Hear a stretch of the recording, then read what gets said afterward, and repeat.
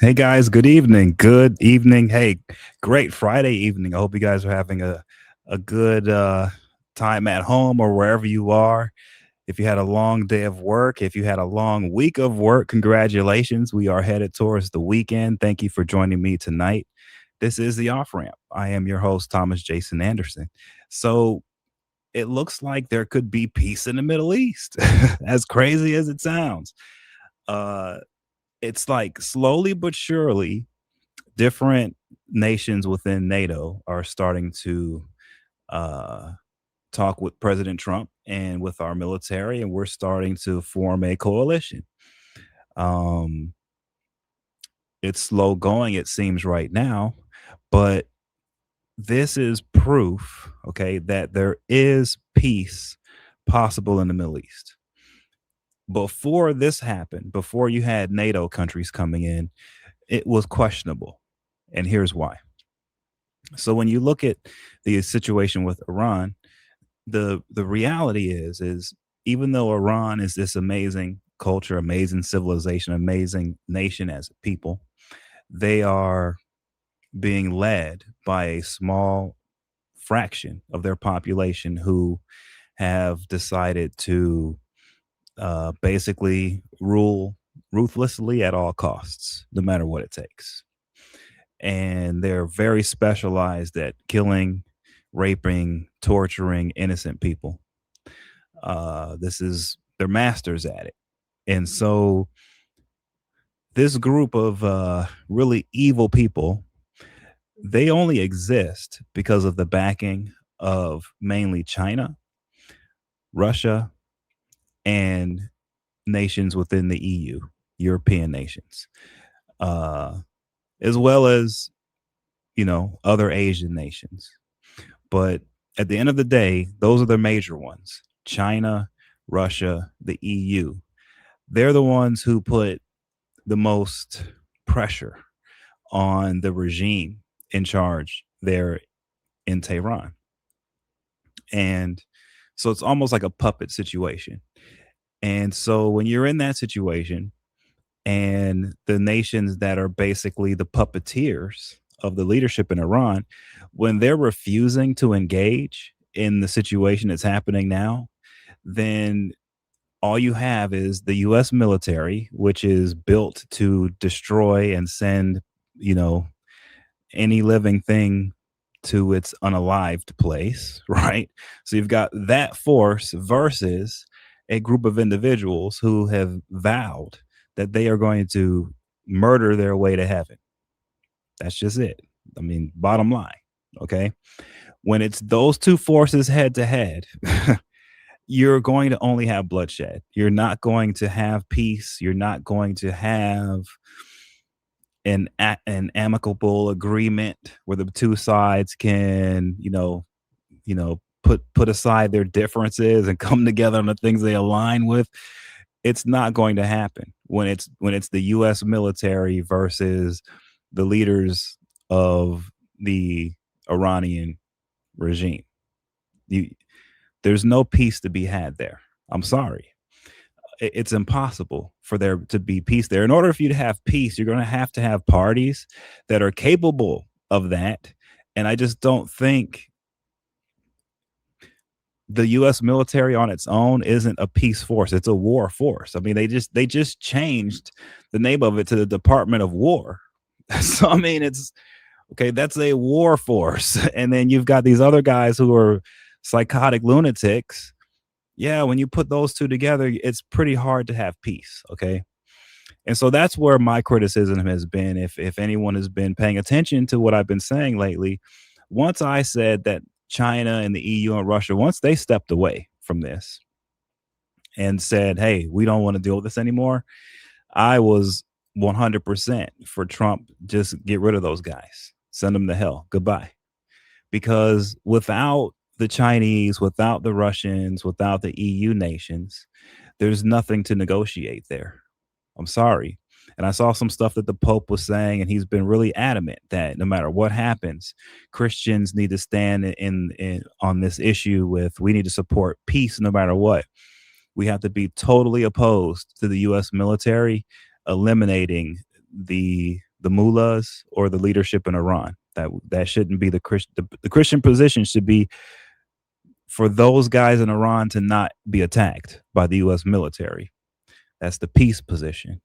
But the problem I've had with that is it's assuming that peace is an option between these two parties.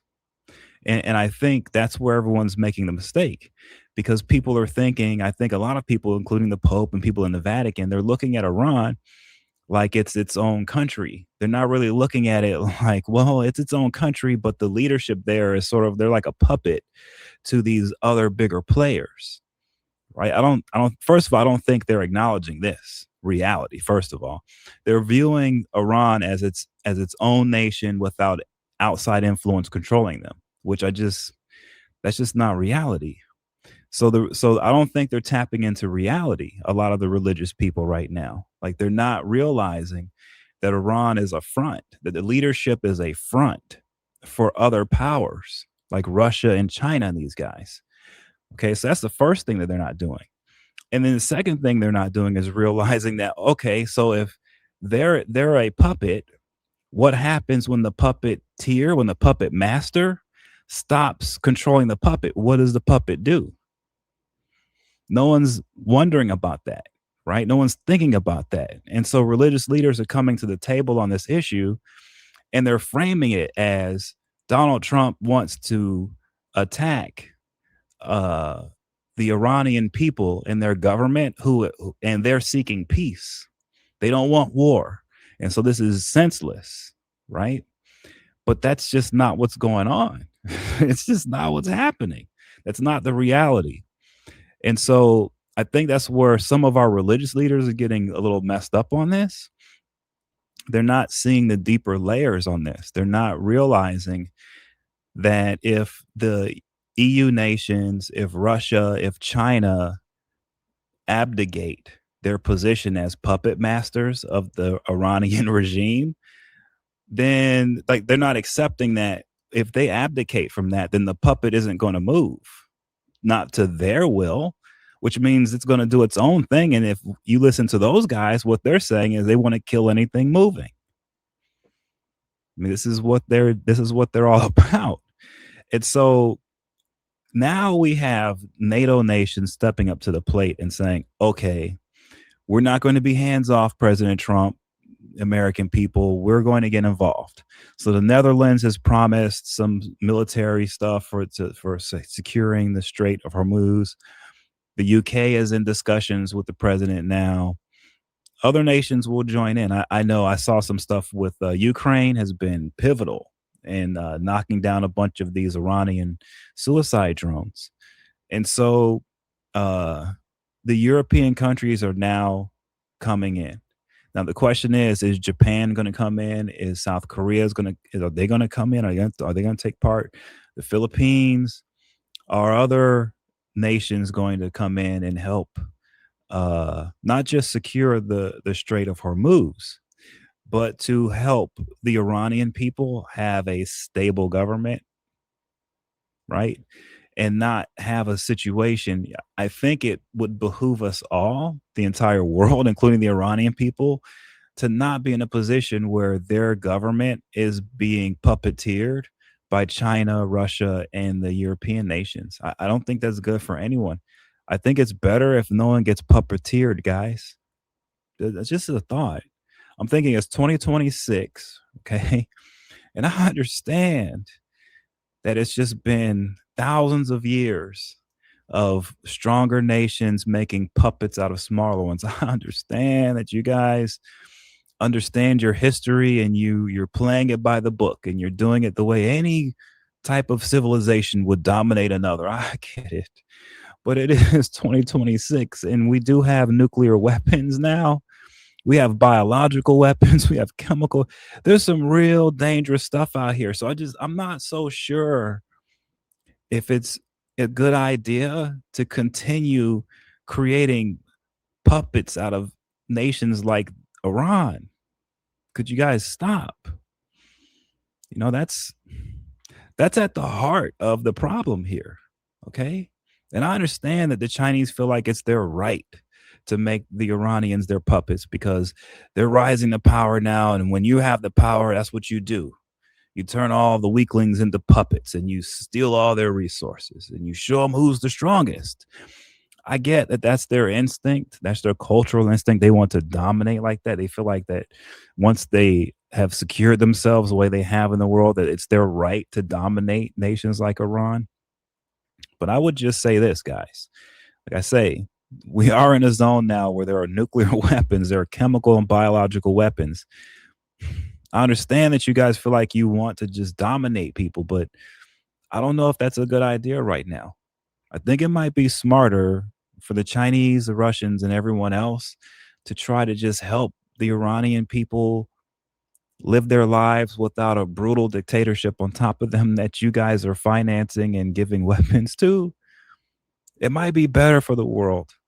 And I know that the religious leaders are not asking you guys to do this. I know the Pope and those guys are not asking the EU nations and China and Russia to stop supporting the maniacal, murderous regime leading Iran. I know the Pope and these guys are not asking these nations to stop doing that. But I think that should be the role here, right? I don't know if the role should be helping protect the puppet from being knocked off the board, right? I think the thing we should be doing right now as religious people is probably telling the puppet masters to stop doing what they're doing, to stop funding violent nuclear bomb needing maniacs. Is that too much to ask in 2026? Are we allowed to just have normal leadership that doesn't need to like blow everybody up? I don't know. And if shouldn't our religious leaders be asking for that at least? You know, that we don't have China and Russia propping up a regime that routinely runs through its towns and cities and villages and grabs anyone who's rumored to be gay and take them all up and beat them down, rape them, throw them in the back of trucks, truck them into some city, and then they hang them and kill them. Like, I don't know. Can our religious leaders kind of like say, hey, China, don't support a regime that does that to gay and homosexual people? I don't know. Because China doesn't have to support those guys. They don't have to, and I just think it's our role to kind of ask them politely, China, could you please stop supporting maniacal, crazy terrorist people who want nukes? Please? I don't know. I know the Pope hasn't asked you guys, but I'm asking. I don't know if that works or not. But I think that's the problem here. And I think the EU nations have woken up and they are now prepared to do the responsible thing. And I know that's what they're saying now. It's going to be that Trump's going to have to force these guys. But at the end of the day, it's going to take the EU nations, Russia, China. It's going to take them to come together and to stop supporting the maniacs and to start supporting, the beautiful Iranian people and their civilization for the freedoms that they want. I think it's about that time. And I think someone needs to say that these are the guys who have to make it happen. Okay. Stop blaming Trump or the Americans and just get out there and make it happen, guys.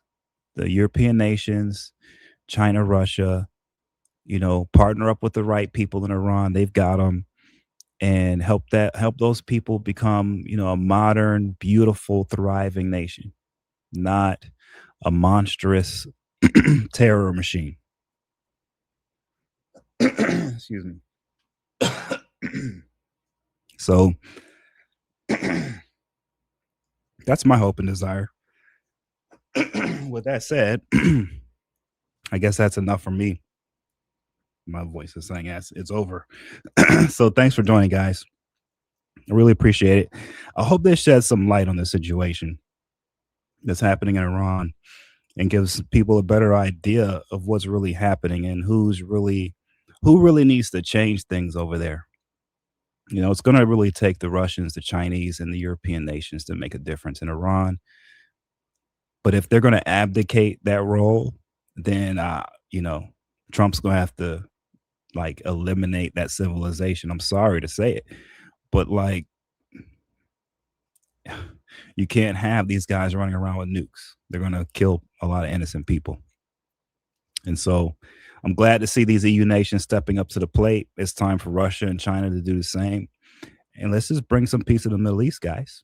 So anyway, guys, have a great weekend. Thank you for joining me. Please subscribe if you can and share and like. I will see you guys after the weekend on Monday. Take care. Thank you.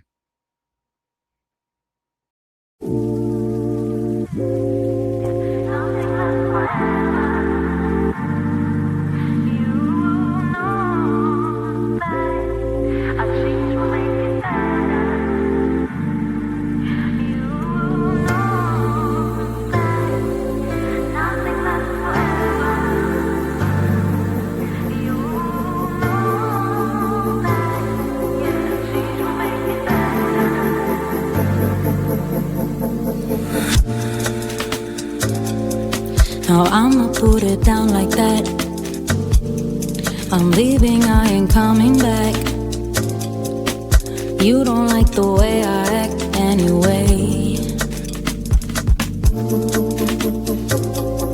You really don't have to react.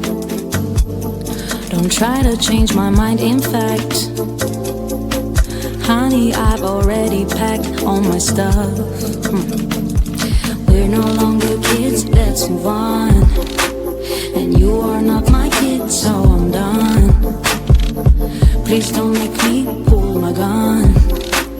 Sorry boy, I can't be the one. You know it, yeah. Nothing lasts forever.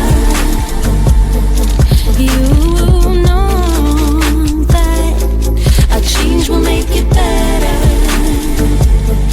You know that nothing lasts forever. You know that, yeah, change will make it better.